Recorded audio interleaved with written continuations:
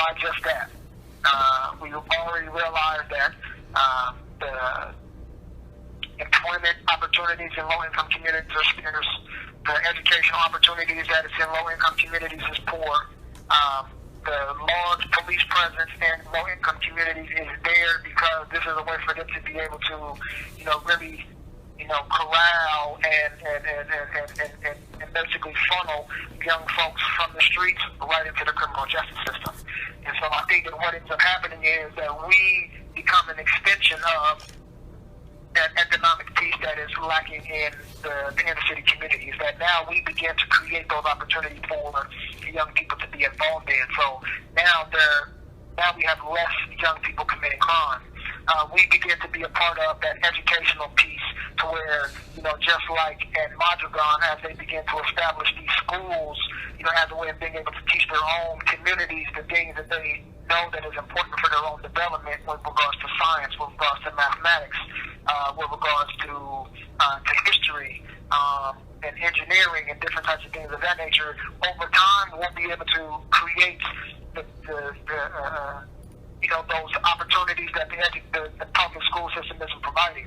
And so now there won't be no more zero tolerance policies, because now these business owners is actually changing the policies that are now in place in these inner city schools, because now they have an invested interest in the outcome.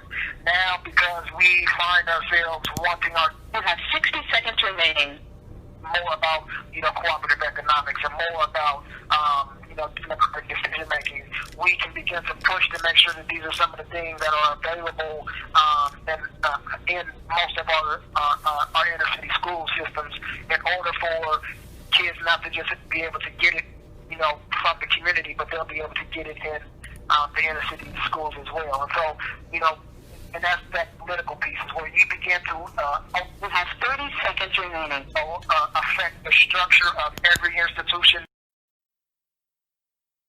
As we begin to, obviously establish this presence within the community, I also think that we'll have a lot more influence with regards to not only the criminal justice system, but the juvenile justice system as well. Once we begin to show that we have created all of these opportunities and these avenues for these young folks, now we're in a position to also be able to negotiate, for kids who still find themselves slipping through the cracks, winding up in the criminal justice system one way, shape, or another. Now we're beginning to strengthen those relationships that we've already built with the restorative justice model.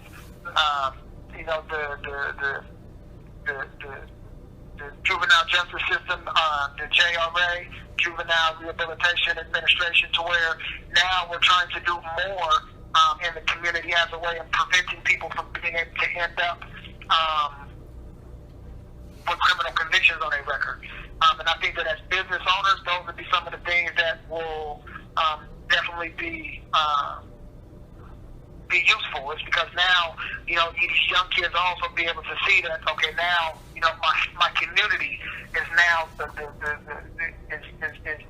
fighting for me to make better decisions. Now they realize that the bar is beginning to raise a little bit higher for them to be able to reach. So now we're not just settling for, our sons and our daughters from, committing these little street crimes and just accepting that as the reality and the behavior of what our kids are going to do. I think that once we begin to change the culture of low-income communities, the identities of a lot of young people will also be able to change as well. And also part of the services that we should be trying to create as worker-owned cooperatives is that we should be the ones going inside these juvenile detention facilities for the kids who are there and actively becoming a part of their life, making sure that they're getting a part of the training, making sure that they're getting a part of the resources. And so once they're released from juvenile detention, they actually have some place to be able to connect back to. And so this is giving us an opportunity of really being able to establish a legitimate community, to where we're able to operate on all spectrums of society with regards to the criminal justice system, with regards to employment, with regards to healthcare, with regards to everything that we need to be able to establish and develop our own. And I think the more example that we create for these young folks, I think the more opportunities that we have of helping them avoid, falling into the creditor prison pipeline.